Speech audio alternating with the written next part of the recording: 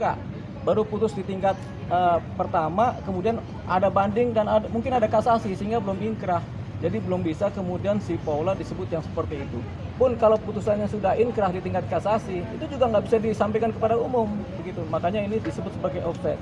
Cuman kita tidak tahu siapa yang menyampaikan ini kepada publik sehingga ini tersebar, begitu. Jadi belum pernah juga kita mendengar ada putusan dengan kata-kata durhaka dalam bahasa Indonesia, belum pernah, begitu. Jadi ini kemudian kita sebut sebagai hakimnya patut diduga offside. Dan ini kemudian ketika Paula melaporkan persoalan ini ke KY, ya ini sudah sah-sah saja. Tinggal KY yang memutuskan apakah ini bisa dianggap sebagai hal yang maladministrasi atau malpraktik dari si hakim atau tidak, biar KY yang memutuskan. Apakah sudah sesuai prosedur dengan SOP dari proses penanganan perkara oleh hakim, apakah sudah sesuai dengan kode etiknya juga dan prosedurnya juga, ini tergantung dari KY. Tapi kalau kami melihat dari luar ini offside karena ada hal-hal yang sifatnya negatif keluar dari arena persidangan. Nah, apalagi persidangan ini sebenarnya walaupun putus di tingkat pertama tapi secara inkrah belum karena ada banding dan ada kasasi. Berarti ini murni kecerobohan dari patut diduga begitu, kecerobohan dari hakim menyampaikan suatu hal yang belum inkrah kepada publik, begitu. Jadi alasan-alasan membenarkan cerita ini itu nggak dapat kalau bagi kami ya. Tapi secara putusan boleh saja diputuskan demikian, tapi ini sifatnya privat, sekali lagi privat ya. Jadi nggak bisa kemudian diumbar luas kepada publik. Bang, ini kan Paula kan public figure, Bang. Ini public figure artinya banyak juga orang yang ingin mengetahui alasan akhirnya diputus. Nah, seharusnya hakim seperti apa atau humas pengadilan seharusnya menyampaikannya kan seperti apa? Ada standar-standar dalam isi putusan ya. Misalnya terjadi percekcokan terus-menerus.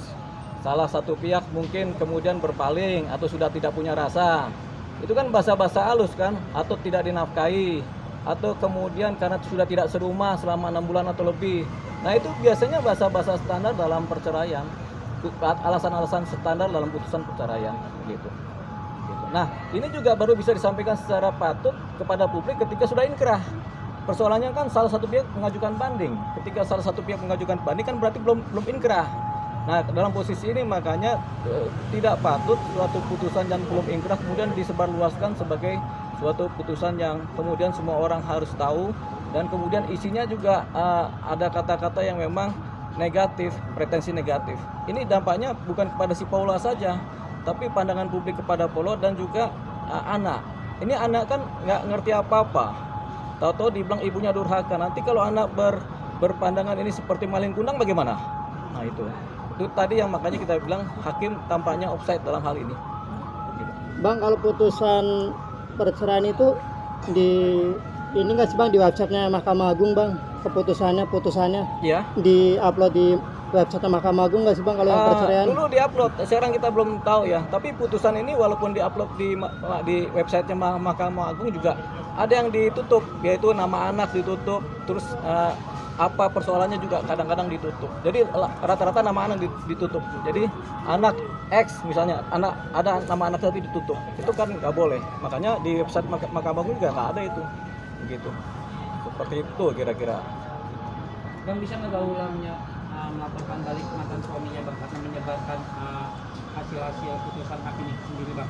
Bisa aja kalau dilaporkan, kan itu kan termasuk pencemaran nama baik kan, apalagi disampaikan secara terbuka kan.